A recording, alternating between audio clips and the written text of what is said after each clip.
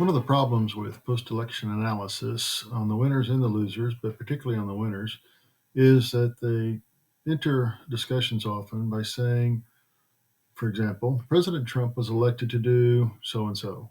He was elected to stop immigration. He was elected to whatever the personal priorities of the individual speaking happen to be.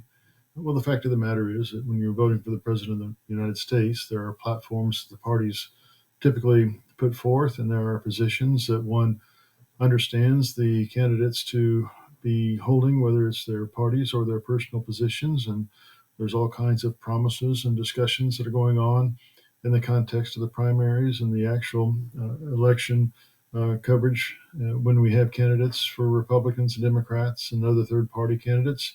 And so one expects that some of what is said is just said to position oneself to be elected. Some of what is said is, in fact, intended to be enacted, et cetera, et cetera. And so one of the problems that we have with the current situation is while President Trump won a convincing victory, it wasn't a landslide victory like Reagan.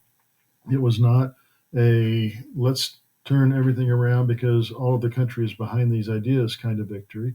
He won, admittedly, nearly 50%, not quite 50% of the votes. So he won more votes in the actual numbers and in the Electoral College than candidate Vice President Harris. But it's difficult to say that it was a mandate in the sense that all of America is behind it.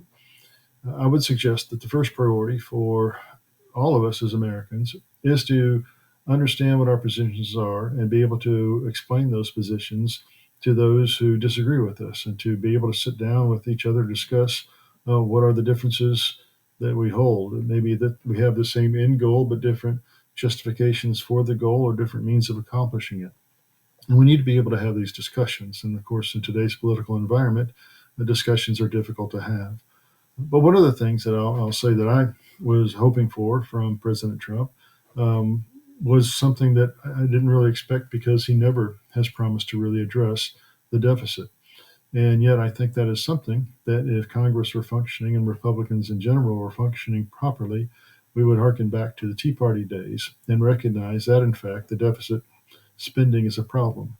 And one of the reasons I expected it to actually be front and center was that for 4 years under Biden, we kept hearing that Biden was putting all of this money into the economy unnecessarily, trillions and trillions of dollars that were driving up inflation. Well, that money is still there. And the only way to get that money out is through taxation.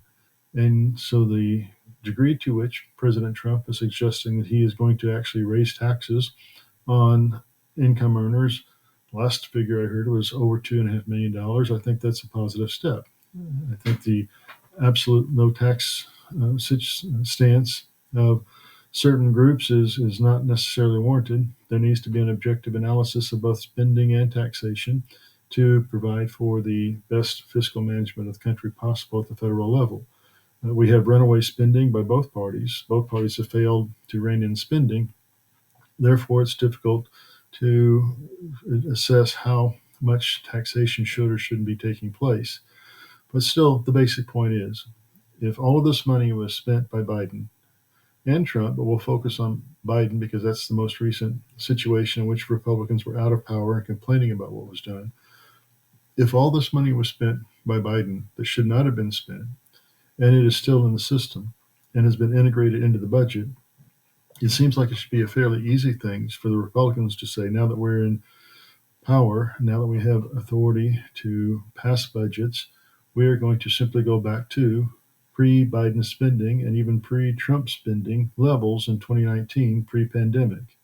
The fact that they're not doing so, the fact that they're talking about raising the debt ceiling, et cetera, suggests that, in fact, they are no less wedded to excessive spending in order to secure their political positions short term at the expense of the nation's future long term than are Democrats.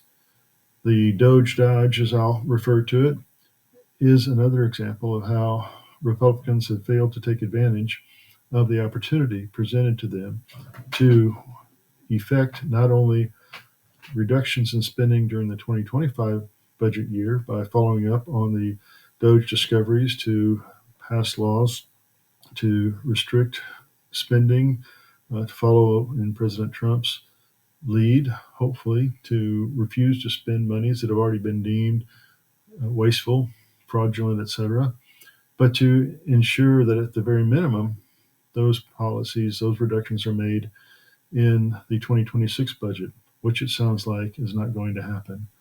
And the last thing I'll mention now, before each of these can be taken up in greater detail later, is the military. And well, that's two things. The military, there is no justification for $1 trillion budget in purported peacetime. We've been fed stories about Pentagon or military budget mismanagement, et cetera, for decades. It's time to do something about it.